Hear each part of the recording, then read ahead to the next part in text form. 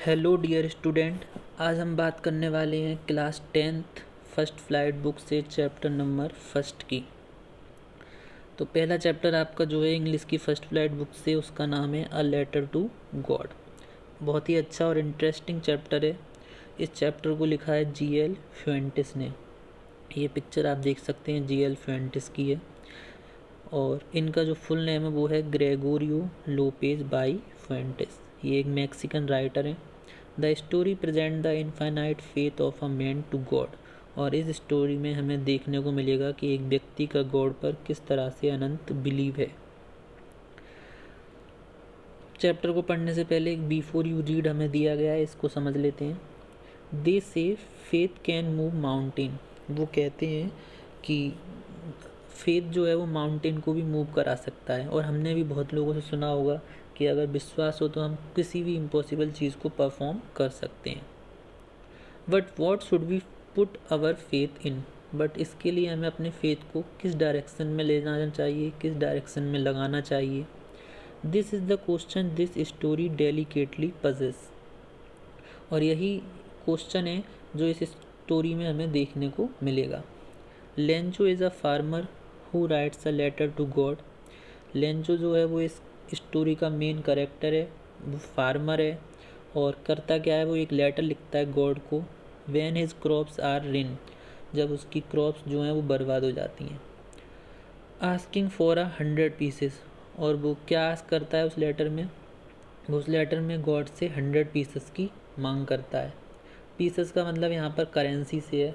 For India, जैसे हम India की करेंसी की बात करें तो हम क्या यूज़ करते हैं, रुपीज़। 100 रुपीज़ सेम एज यहाँ पर हम समझ सकते हैं 100 pieces.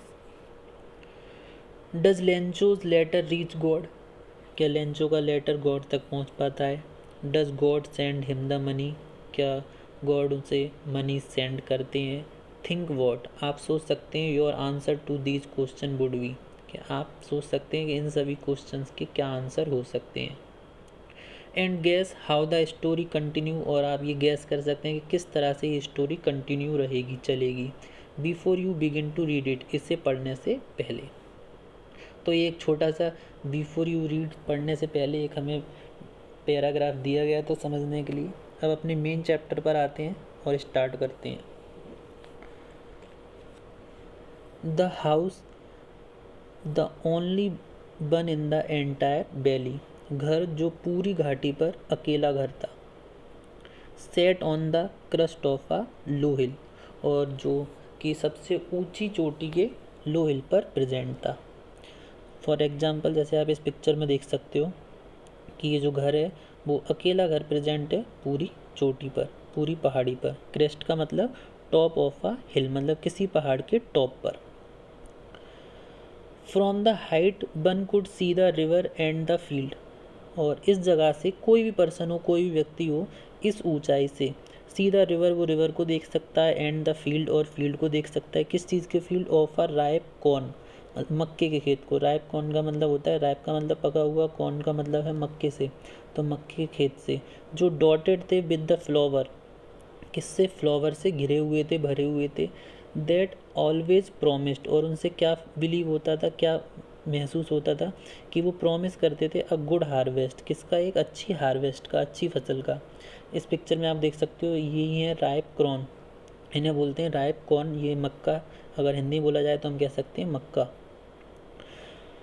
The only thing the earth needed was a downpour. अब जो सिर्फ एक ज़रूरत थी अर्थ को किसी भी चीज़ की, वो थी डाउनपोर और at least a shower. Downpour का मतलब बहुत तेज़ बारिश, या फिर at least a shower, that mean एक हल्की सी बारिश की बौछार। मतलब ये एक क्रॉप थी, उसकी फसलें थी, इसको अब किसकी ज़रूरत थी, डाउनपोर, एक तेज़ बारिश हो जाए या फिर एक हल्की सी बौछार आ जाए। थ्रू आउट द मॉर्निंग, पूरे दिन, Lencho who knew his field intimately, जो अपने फील्ड को बहुत ही अच्छे से जानता था। इंटीमेटली का मतलब किसी चीज़ के बारे में अच्छे से जानना। हैड डन नथिंग, उसने पूरे दिन कुछ नहीं किया। Else but see the sky toward the north east, सिर्फ वो नॉर्थ ईस्ट की तरफ खड़े खड़े स्काई को देखता रहा। तो ये हमारा बात हुई एक पैराग्राफ की। यहाँ पर मैंने इसके लिए हिंदी भी आपको दे दी है, जिसको आप बाद में वीडियो को पॉज कर कर देख सकते हो, समझ सकते हो। और इस जगह पर कुछ डिफ़िकल्ट वर्ड हैं। आगे बढ़ते हैं। Now we are really going to get some water women. अब वो कहता है, वूमेन से मतलब उसकी जो वाइफ है उससे कहता है, now we are really going to get some water. अब हमें कुछ सचमुच में पानी मिलने वाला है, बारिश मिलने वाली है। वाटर का मतलब हम पानी से, बारिश से यहाँ पर समझ सकते हैं। The woman who was preparing supper. महिला मतलब उसकी जो वाइफ क्या बना रही थी उस टाइम, सपर। सपर का मतलब लास्ट मील, रात का खाना बना रही थी। रिप्लाइड कहती है, यस गॉड विलिंग। यस हाँ, अगर भगवान ने चाहा। The older boys were working in the field. जो बड़े बच्चे थे उसके, बॉयज़ थे, were working in the field, वो फील्ड में काम कर रहे थे। While the smaller ones were playing near the house. और उसके जो छोटे बच्चे थे वो हाउस के पास खेल रहे थे। अनटिल, जब तक कि the women called to them all, जब तक कि जो महिला है उसकी वाइफ है लेंचो की, वो सबको नहीं बुलाती है कम फॉर डिनर, डिनर के लिए। It was during the meal that just as Lencho had predicted. और जब वो क्या कर रहे थे, मील ले रहे थे, it was during the meal मतलब ये खाने का समय था। Just as Lencho had predicted, और जैसा कि लेंचो ने प्रिडिक्ट किया था। प्रिडिक्ट का मतलब है यहाँ पर भविष्यवाणी से, जैसे उसने आशा की थी। और उसने क्या आशा की थी कि आज शायद हमें, वो खड़े खड़े बादल की तरफ देख रहा था, स्काई की तरफ, और बोल रहा था अपनी वाइफ से कि शायद आज हमें वाटर मिलने वाला है। तो जैसा कि just as Lencho had predicted, जैसा कि लेंचो ने प्रिडिक्ट किया था, big drops of rain began to fall. बारिश की बड़ी बूंदें गिरना स्टार्ट हो गईं।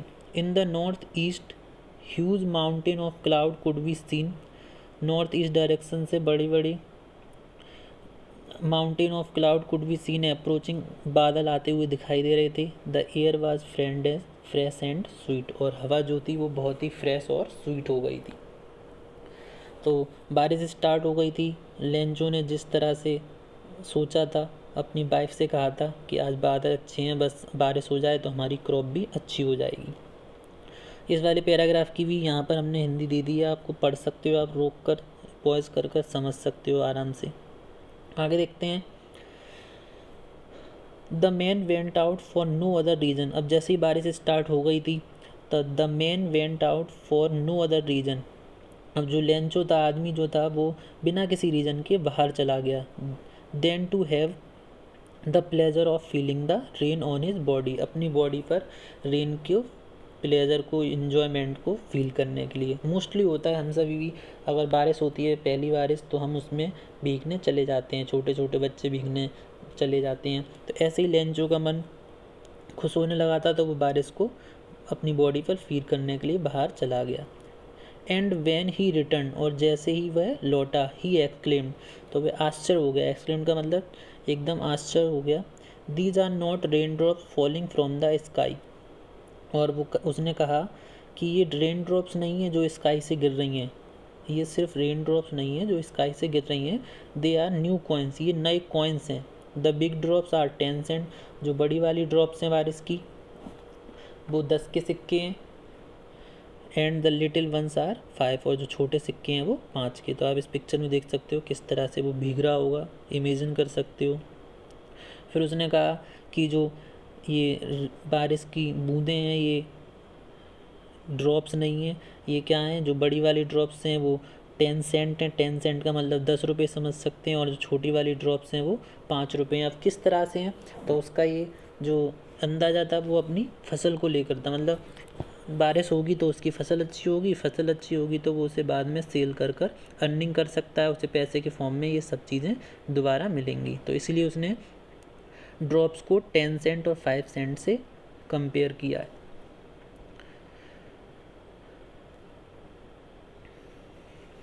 With a satisfied expression he regarded the field of ripe corn with its flower. उसने एक बहुत ही संतोषपूर्ण भाव से, सेटिस्फाइड एक्सप्रेशन मतलब एक अच्छे खुशी के भाव से अपने मक्के के खेत को देखा जो कि फ्लावर से ढके हुए थे। It's flower draped in a curtain of rain, और जो बारिश से उस समय एकदम कवर्ड हो गए थे। ड्रेप्ड का मतलब है कवर्ड होना। तो उसने एक अच्छे भाव से अपने फील्ड को देखा जो बारिश से पूरी तरह से कर्टेन मतलब चादर की फॉर्म में कवर हो गए थे। But suddenly a strong wind began to blow and along with the rain very large hailstone began to fall.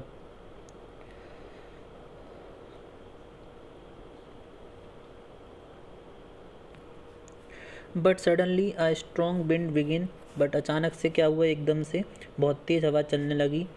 And along with the rain very large hail stone began to fall, और बारिश के साथ बहुत ही बड़े बड़े ओले भी गिरने लगे। तो हुआ क्या, एकदम से बारिश होने लगी बहुत तेज़ और उसके साथ ओले भी गिरने लगे। These truly did resemble new silver coin, और ये जो उबले थे वो बिल्कुल सिल्वर कॉइन की तरह लग रहे थे। The boys exposing them self to the rain, और जो लड़का था वो रेन की तरफ आगे बढ़ा, एक्सपोज किया उसने अपने आप को। Run out to collect the frozen pearls, और इन फ्रोजन पर्ल्स मतलब इन चमकते हुए मोतियों को पकड़ने के लिए। तो नॉर्मली होता है जब भी ओले गिरते हैं तो छोटे छोटे बच्चे उन्हें उठाने के लिए चले जाते हैं।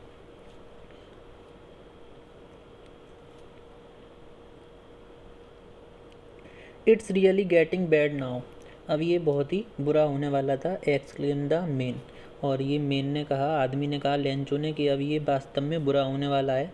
I hope it passes quickly, मुझे विश्वास है ये कि जल्दी ही रुक जाएगा, निकल जाएगा। It did not pass quickly, but ये जल्दी ही ख़त्म नहीं हुआ। क्या ख़त्म नहीं हुआ, ये ओले का गिरना।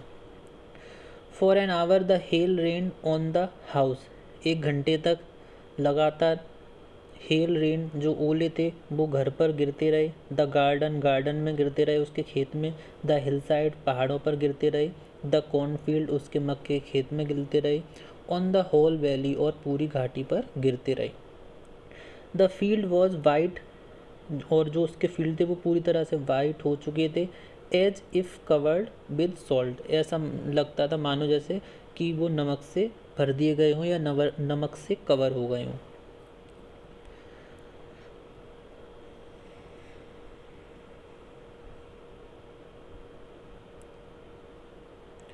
Not a leaf remain on the trees, अब कंडीशन इतनी ख़राब हो गई थी कि कोई भी पत्ती पेड़ पर नहीं बची थी। The corn was totally destroy, और जो उसकी फसल थी मक्के की वो पूरी तरह से क्या हो चुकी थी, बर्बाद हो चुकी थी। The flowers were gone from the plant, और प्लांट से जो फ्लावर हैं वो टूट चुके थे, गिर चुके थे। Lencho soul was filled with sadness, और लेंचो की जो सोल थी, आत्मा थी, अंतरात्मा, वो दुखी हो चुकी थी, दुख से भर गई थी। When the storm had passed, और जैसे ही स्टॉर्म ख़त्म हुआ मतलब ये सब तूफान रुक गया। He stood in the middle of the field, तो वो अपने फील्ड के बीच में जाकर खड़ा हो गया। And said to his son, और अपने बेटे से कहा, अपने सन से कहा, a plague of locust would have left more than this, कि लोकस्ट का प्लेग भी इससे ज़्यादा छोड़ जाता। लोकस्ट का मतलब है यहाँ पर a flying insect from Africa and Asia that move in large group and destroy crop, मतलब लोकस्ट एक इंसेक्ट है जो ग्रुप में मूव करते हैं और डिस्ट्रॉय कर देते हैं क्रॉप्स को। देख सकते हो आप इस पिक में, ये लोकस्ट है, इसी को बोला जाता है। और आजकल आप न्यूज़ में भी देख रहे होगे इंडिया में भी लोकस्ट आ गए हैं पाकिस्तान से। तो यही है वो लोकस्ट, ये ग्रुप में फ्लाई करते हैं और जो क्रॉप्स हैं उनको डिस्ट्रॉय कर देते हैं। तो जो लेंचो है वो फील्ड में खड़े होकर बोल रहा है अपने बेटों से कि इससे ज़्यादा तो अगर लोकस्ट आ जाते तो वही छोड़ जाते। Left more than this, the hell has left nothing, but ये जो ओले गिरे हैं इसने तो कुछ भी नहीं छोड़ा। This year we will have no corn, इस साल हमें कुछ भी खाने को नहीं मिलेगा, मतलब कोई भी कॉर्न नहीं मिलेगा, अनाज नहीं मिलेगा। That night was a sorrowful one, और ये रात उसके लिए क्या थी, बहुत ज़्यादा दुखपूर्ण थी। All our work for nothing, हमारे काम का हमें कोई भी परिणाम नहीं मिला। There is no one who can help us, अब कोई भी नहीं है जो हमारी हेल्प कर सके। We will all go hungry this year, और इस साल हमें भूखा ही रहना पड़ेगा। तो हमने ये एक पैराग्राफ पढ़ा चैप्टर का, इसकी हिंदी मैंने यहाँ पर डिस्क्राइब कर दी है, आप इससे भी समझ सकते हो वीडियो को पॉज कर। अब इस पैराग्राफ में हमने क्या किया एक बार और बता देते हैं। लेंचो जो इस स्टोरी का कैरेक्टर है, एक फार्मर है, वो अपने फील्ड में क्रॉप ग्रो करता है कॉर्न की, फिर बारिश हो जाती है, ओले पड़ जाते हैं जिससे उसकी कॉर्न ख़राब हो जाती है। तो अब इतने पैराग्राफ के हमने कुछ यहाँ पर इम्पोर्टेंट क्वेश्चन लिए हैं जिनके बारे में डिस्कस करते हैं। तो सबसे पहला क्वेश्चन जो हमारे सामने है वो है what did Lencho hope for, कि लेंचो को किस चीज़ का होप था। तो अभी तक जो हमने पढ़ा उससे आप समझ सकते हैं कि लेंचो को किस चीज़ का होप था, कि उसने अपने खेत में अपने फील्ड में क्रॉप को ग्रो कराया था और उसको बस वेट था तो किस चीज़ का था कि अच्छी सी बारिश हो जाए जिससे उसे अच्छी सी फसल मिल जाए। तो लेंचो होप्ड फॉर रेन्स, उसे बारिश की होप थी, as they only he could get a better yield and thus feed his family, जिससे उसे क्या मिलेगी, एक अच्छी फसल मिलेगी और उसकी फैमिली को खाने को भी मिलेगा। नेक्स्ट क्वेश्चन है व्हाई डिड लेंचो से the rain drops were like new coin. अब नेक्स्ट क्वेश्चन है कि लेंचो ने ऐसा क्यों कहा कि ये जो रेन ड्रॉप्स हैं वो नए कॉइन की तरह हैं। तो सोच सकते हो आप ऐसा क्यों कहा। तो उसने ऐसा इसलिए कहा था क्योंकि उसकी जो क्रॉप थी वो एकदम रेडी थी हार्वेस्ट होने को, as rain drops but have helped in getting a better harvest, और जैसी बारिश हुई तो उससे उसकी हार्वेस्ट क्या हो जाएगी, और ज़्यादा बेटर हो जाएगी। रिजल्ट इन मोर प्रॉस्पेरिटी, जिससे उसे बहुत ही अच्छी फसल मिलेगी। तो उसने अपनी फसल को किससे कंपेयर कर दिया, कॉइन से कंपेयर कर दिया इन ड्रॉप्स को। तो ये आंसर लिखा हुआ है, आप पढ़ सकते हो, समझ सकते हो।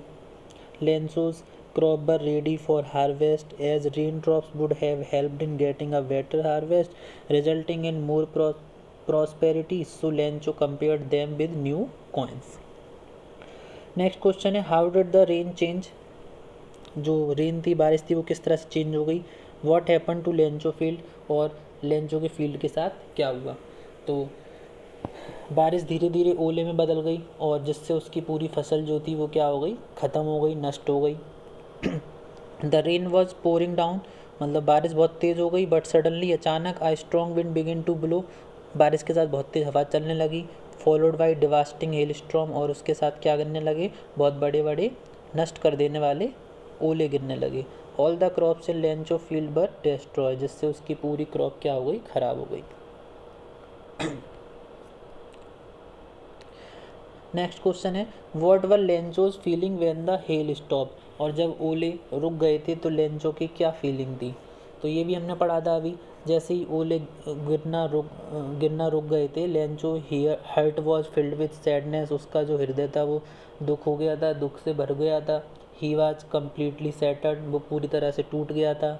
एंड वो अपने खाने की और इस साल इस ईयर उसे भूखे रहना पड़ेगा, उसकी फैमिली को, ये सारी फिक्र करने लगा। After the hell stop Lencho heart was filled with sadness, he was completely shattered, वो पूरी तरह से टूट गया या दुखी हो गया। He was worried about lack of food for the coming year, और वो आने वाले सालों में फूड की कमी को लेकर चिंता करने लगा। Who was Lencho, what was his problem.